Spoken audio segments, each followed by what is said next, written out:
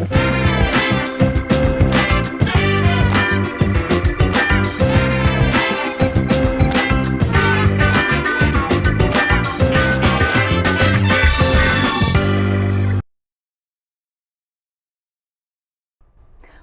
to That's Anita Live, the talk show dedicated to providing emotional healing through sharing to help you create a happier life.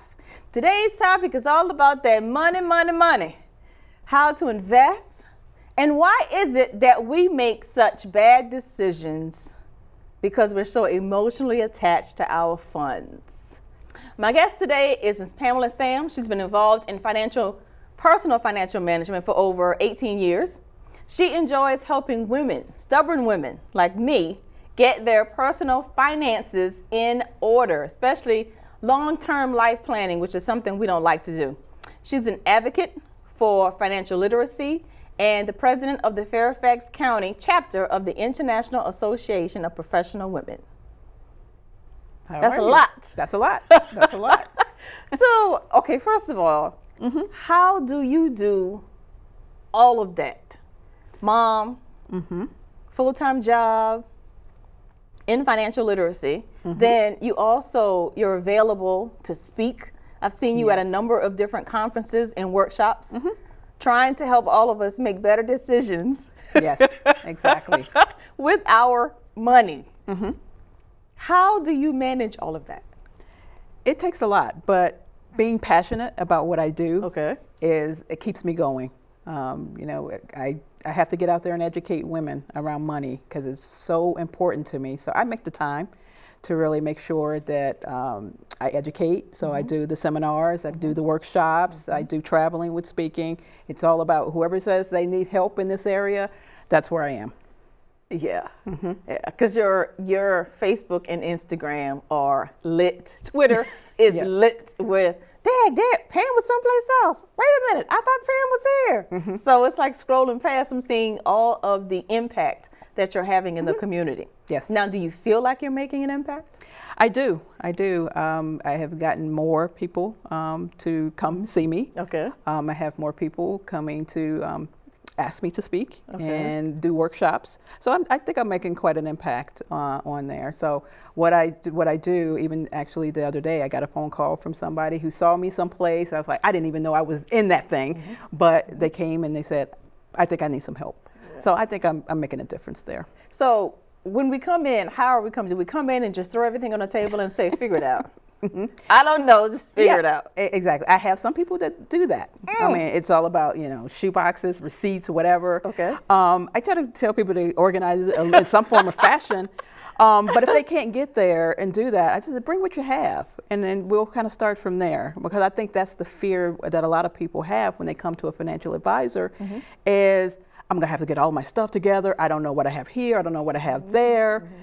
So I'm gonna scrap it. I'm not gonna do it. And I don't want them to use that as an excuse of not to come and see me. What do you feel that block is? Why is it that, what is it within that fear that you mentioned that stops us from taking the step towards seeing a financial advisor? Well, I think most of the time it's, I always compare going to a financial advisor to either going to the dentist or going to the principal's office. So it's about feeling embarrassed if they haven't gotten their financial house in order, or they may feel that they will be judged. And so that's some of the fear, is that if you're not where you want to be, and then really just explaining that to someone else, it's a fear of judgment and embarrassment. That's what I get most of the time. How do you help them overcome that? I'm really personable, so I just talk to you straight on. Is that, hey, I know, I get it. You may not be where you want to be, and I always tell people you can only start where you are right now, and then forget whatever happened in the past. Let's take where we are and move forward from there. So once I kind of minimalize it and put it down to plain English and make them feel comfortable, then say, okay, I think I can pull out those statements and I can come and see you. And then that first conversation is real all about values and about who they are as a person before we get into any money discussions. So I want to know, how did you grow up with money? How was money discussed in your household? How do you feel money in your body? You know, because sometimes people get so much angst around money. Okay, so the first question was, how did you grow up with the money? Okay, I didn't grow up seeing really the exchange of money at all. My let's say my parents used credit cards everywhere we went. Okay. So not having that view of what tangible money is that sometimes people, you know, I use that all the time, is that the difference between tangible money and using credit cards, it's psychological. And that's why sometimes with people who have budget issues and because they use everything on a debit card or a credit card, is to go on a exercise. I challenge them to, at least for a month, just use cash. So you can tangibly feel it. And how you spend that versus the credit card, it starts getting you to think, do I really need this thing? Really? Do I really need this thing? Because So you're actually, spending cash actual has us cash. second guessing ourselves versus just swiping. Correct, yes. Do you find that they spend less for the month that they use cash? Yes. Really? And they account for it a lot better. So if you go to an ATM and you take out, you know, $100 or whatever, once that $100 gone, then you're like, okay, I spent X amount of dollars here, and you can track it a lot better. And you use wiser choices. Do I need that impulse buy at the store? I only have $20 left. Okay. Do I really need that? So then the second question was, and you're talking to them about. It's how did you grow up with money? How is money discussed in your household? Okay. And then that last one you were saying. The last one was, how do you feel money in your body? How do you feel when somebody say the word money? What does money mean to you? Okay. Because a lot of times people get so anxious around that topic, is that they'll get knots in their stomach, or they'll tense up, or, you know, they'll feel real frazzled about it. So I always try to see where they are in the scheme of money when I ask them that question. And if I get, you know, some angst or tense there, give me some extremes. How do people feel? Some people feel really just downright nervous. Like I said, you know, I had one client who, you know, even talking about money, she was just so nervous. I can just almost see her sweating. Really? Just talking about the topic. Okay. And she had confessed to me, she said, I am not good with money. This makes me nervous. I don't like talking about it at all. And I could see it just really got her off guard on when she deals with that. So trying to calm her down to a sense where we can work on her money issues and we're partnering together, kind of brings some of that anxiety down. If she's trying to handle it on her own, then that's where all of that anxiety comes from. Have you ever seen someone who just really is carefree about it? It comes and it goes. There's no reason to try and track it or budget it or anything, because it just comes and it goes. They're just really fancy free with the thought of it. Yeah. And I get that. I get that a lot with people who are fun and fancy free with their money. But it comes around to after that. It's fun to be fancy and free with money when you have it coming in and out on a consistent basis. Yeah. And I always tell people start to kind of eliminate that fun and fancy free as they get closer to retirement. And then they say, ooh, maybe I should start doing some planning, because then I don't have a consistent every 2 weeks paycheck coming in. I have to make all of this come together on my own, and then how do I draw a paycheck from that? That gets people really down to earth on not being so fun and fancy free with their money. So it's more planning. What age do you generally see that kick in? I usually start seeing people around 45, 50. Oh, okay. Yeah. So we just recently had the longest government shutdown in American history. Yes. Did you experience any angst? Did you see any anxiety from anyone? Did you see any emotional reactions to their paycheck being cut off? Yeah. Well, I have to kind of pat myself on the back, because I have really good clients. A lot of them did not go through that, even though they had been furloughed, is that they had really good cash reserves. And that's where I started with people, is that have a cash reserve. So in an event that you don't have a paycheck for 1 or 2 weeks, it's not going to stop you dead in your tracks. So having at least a 6 months cash reserve is what I have people strive for. That 6 months sounds like a long time. I know, it sounds like a long time. But 3 months minimum if you can. of your household living expenses in a cash reserve account. So having my clients that were able to have a decent cash reserve, they weren't so much in angst. Now, some of the people that I did kind of reach out to, that I said, I'm a personal financial advisor. If you are experiencing some issues in this, go talk to a financial advisor, because that's, again, some people did not know where to turn, and a financial advisor can help you really track where you need to be. If you're not bringing in income, are there other resources you can tap into temporarily and then replace them after you get your paycheck? Are there maybe life insurance policies that you can take a withdrawal from, a temporary withdrawal from, and then float yourself? So there's a variety of ways to look at that, but you have to do the outreach and know where to look for help. Wow, 6 months of reserves. Yes. Don't give me that look. I give you that look every time I'm here. Don't give me that look, because that's a lot of money. Especially in this area where the cost of living is really high. Correct. Yeah. In the DMV, the DC, Maryland, and Virginia area, where the cost of living is, the average house here is about $300,000-$400,000. Yes. Average. The median income in this area is somewhere between 80 and 90K. Yes. 6 months of living expenses is a lot of money. It's a lot of money. Yeah. But what I generally say, that's kind of the target goal. You have to start someplace.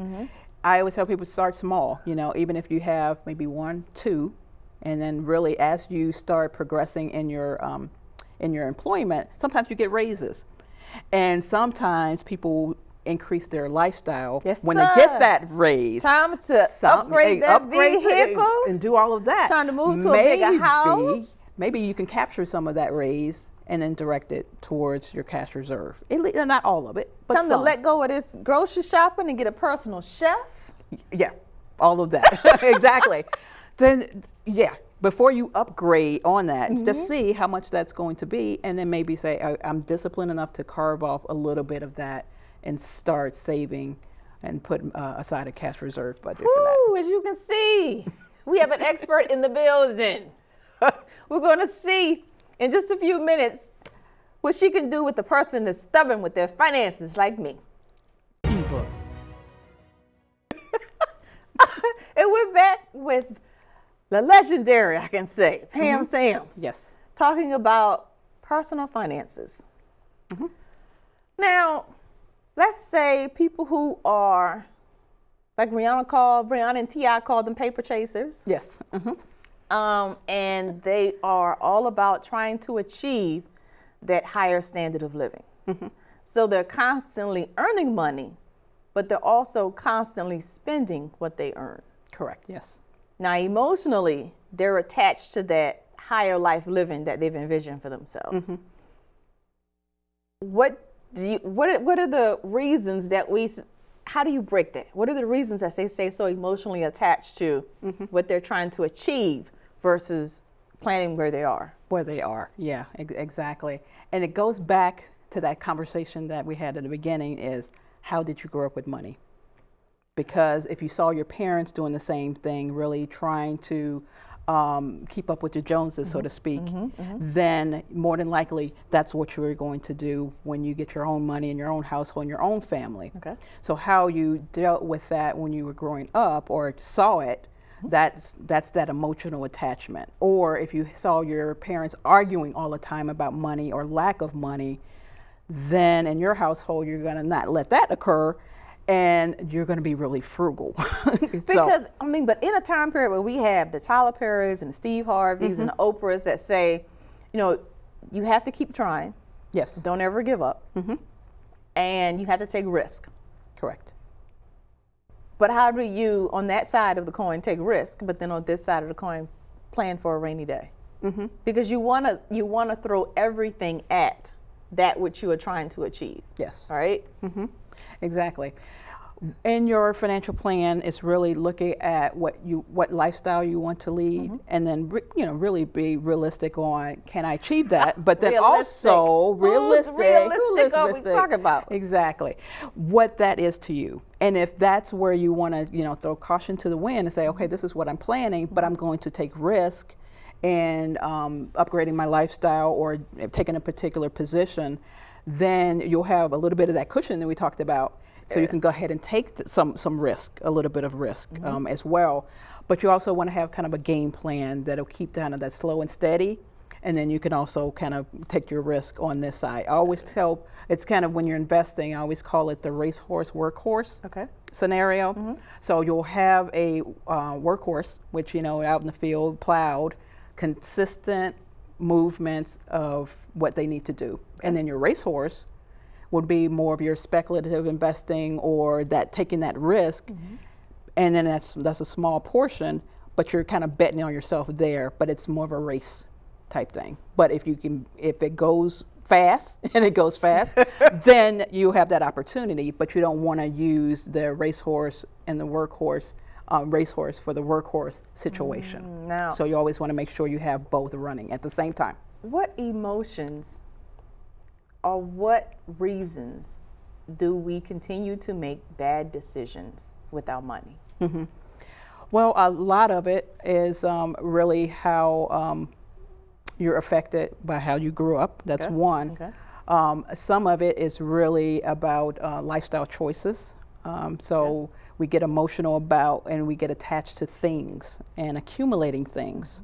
And we get really attached emotionally to it. And so we throw caution to the wind and we're spending a lot of money. Sometimes you're so fearful because with lack of money that you grew up with, that you don't want to spend a dime, and you're really emotional about that. So I see that a lot, is that people are scared to even spend money on their selves. I said, you have plenty of money, to use, but because of that emotion that they grew up with, that hurt that's still there, they don't want to spend anything. Because all of my friends that are married, the spenders are married to savers. Yes. And it is funny to watch. Yes, it is. It is. No, we're at Chick-fil-A. You and Anita are where? Y'all went to Chick-fil-A yesterday. You can't eat at Chick-fil-A every day. It is really hilarious to watch. Yes, it is. And a lot of trip. You can't go. You can't go on a girls' trip. No, we didn't plan for that accordingly. Right. Yeah, and it's nothing against the girl trips or the Chick-fil-A. It's just really just making sure it's built into your overall budget. It's just like, oh, okay, I'm just going to go here and there. If you have an X amount of dollars per month or per year or whatever you want to spend it on, allocate it to those, the girl trips, the eating out, the extra things that you need in your household, then you have a budget set aside for that. Now, we're coming out of a financial crisis where the housing market crashed. Yes. And one of the things that led into that housing market crash was people, whether it was the realtor, the bank, the person that wanted the home, going into situations where no paper, no doc loans, qualifying someone who ran an in-house daycare for $800,000 single-family home. That actually happened right here in the DC area. I'm starting to see advertisements for no money down, no documentation. If you have a job and you make $500 a week, we can get you into a $500,000 house. Speak to that person that falls for that every time. Yeah, it is coming around again, and so it's like, have we not learned anything from the past? That's kind of where we're doing this again. We're doing this again, and unfortunately, that happens. And just kind of take it back to the financial crisis. That's what happened. Is that it was all of these too good to be true scenarios. I mean, I saw it. That was when I first, earlier on in my financial career, I would see people with $50,000 or $60,000 incomes, but they were buying homes that were well over $1 million, or had two of them, or whatever. And I was like, this is no way this is going to end well. If everybody is doing this. And everybody, everybody was. here in the DC area Yeah. was. Yeah. It was a lot of people around the country that was doing it. Arizona was big on that. Florida was big on that. But talking to that person is really, look at kind of historically what happened, but be realistic. I know I'm going to use it again, but be realistic is that, are you going to be able to, let's say worst case scenario on the no down, no money interest, if you only paid the interest, what's the worst case scenario if you don't, pay what you need in order to continue to float the loan? Worst case scenario, you're out of your home, your family, all of those. So you have to kind of take it. I think I use it kind of as a scare tactics, like what would happen if, you went into a situation like this where you can't afford it? Where's your family going to be? Where are you going to be? Where's your credit going to be? Where's your, overall savings for your long-term financial plan? Really just kind of bring it back to reality, really just kind of hit them over the head about it. But I can have the house of my dreams. I can have an $800,000 house. All of my kids can have their own bedroom, though my uncle says there are two genders. Yeah. So you need two bedrooms. So you need two bedrooms. One for the girls and one for the boys. Exactly. But I can have what I want. Mm-hmm. He says or she says, I can have what I want. How do you combat that? Because that's all about emotions on making those decisions. And I always tell people, especially my clients when they come see me, before you make a big financial decision, talk to me first, because they'll get kind of hit over the head with a lot of these no money down loans, or I can refinance, or you can get pay down your debt or whatever. It's surprising that it's so quickly coming back around. Yeah, it is. Because the unfortunate piece is that though the fallout was really horrible, people were making money. And so bankers and banks are like, well, how can we make money? We were making money during that time period. We can bring it back. We can disguise it a little bit, put a little flavor on it, but it's the same thing. Yes, it is. And so hopefully people won't fall for the okie doke again and really be realistic when they're looking at can I afford this? And looking at their overall budget, is that what's the worst case scenario if I do an interest only? You're going to be in that thing forever. It's not a 30-year mortgage. It's going to be more like a 60 or 70-year situation. Or, in order to get, and you don't want to put yourself under that. So it's really just looking at I'm not going to say which store it was, but there is a store that is offering, you can finance a sofa for 48 months. Yeah. I know it's a lot of them that are out there. A sofa? I know. You're going to get tired of looking at the sofa. Yeah. Before you even pay it off. Mm-hmm. Don't. Yeah. And that's what, it's just the same thing, with those, companies or that look at low money, the low payment per month. But like you said, if you spend X amount of dollars for 48 months for a sofa, you've basically bought 3 sofas for that payment.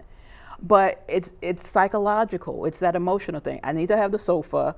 It's only going to be $25 a month for 48 months. I can afford $25. I can do that. But then you're consistently paying $25 for 48 months. You've bought basically 2 or 3 sofas with it. So you need to really just reel in and look at kind of the overall long term. That's what people do. They just look at the $25. Yes. They don't look at 25 times 48 and how much that's going to be. I'm looking at the kind of the simple numbers. And that's where people get caught, is that a lot of the bankers or a lot of the loan companies or credit card companies go, get the credit card, it's only $5, $10 a month payment. And then the next thing you know, 5 years from now, you're still paying on the pizza party you had back in college, 20 years ago. Right. So, so you really just kind of take the emotions out of the spending. What is the personality trait or the income range of the person that is hardest to get into your office to have them sit down to talk about their finances? Yeah. I think it's probably maybe lower to middle income. Okay. I mean, because they feel they can't afford a financial advisor. And so, that's the case, like, I don't know, I need to do things with my money, or I'm not making enough money to afford a financial advisor. So a lot of that is that income bracket is that I don't have enough to even go deal with it. And financial planning is not all about just investing. But they take cruises. Yeah, they take cruises. They're going with Tom Joyner. They're going with oh yeah, exactly. Royal Caribbean. They're going with Carnival. They're going to Sand and Soul. They're going to all these. They go to all the concerts during the summer. Exactly. All these activities that are entertainment driven. They have no problem putting their money into. No. So what would you say to them to convince them that now is the best time for them to begin a financial plan? Well, it's all about really, if that's the lifestyle and they like those things, do you want to continue to do those things, let's say later on in life in retirement? If you do, you need to start planning now for. If you enjoy it, that's fine. You can do that. But let's put aside some money so you can enjoy those same things in retirement or later on in life. So it's really all about just what can you afford to put away for yourself. I always say it's pay yourself first. You know, everybody's going to get paid, but making sure you have something set aside for yourself is the key with that. But back to the financial planning situation is that, you know, really find a financial planner that could be willing to work with their situation. You know, what I started is more of a subscription type program. So just like you do Netflix or Hulu, is that you pay the advisor, you know, $20 a month, $30 a month, $50, whatever they work out. And then you still at least have access to an advisor to run things by, to say, is this a good deal or is it not a good deal? Should I be doing this or should I not be doing this? That's where most of the people run into trouble, is that they don't have that sounding board. And then they, you know, leave to their own devices. Because they try and get advice from everybody who's in the same situation that they are. Exactly. And they're not going to get that. Or they may get it you know, the pundits on TV, but they don't know their particular situation. So it's a blanket type situation. It may not pertain to them. Or get free advice from some of these publications and stuff. But having access to a professional is like, okay, girl, don't do that. That's a really bad idea. Or yeah, go ahead and do that. So really just having access to advice, sound advice, to keep them out of trouble. I always tell people I save them from themselves. Getting access to expert advice. Some say money is the root of all evil. But the truth is the love of money. The emotion that is attached to money is the root of all evil, because it drains you of the discipline to make good, sound financial decisions. To reach out to Pam, visit jacksonsams.com. I'm Anita, your host. Be sure to check out that'sanitalive.com for where and when to see our next episode.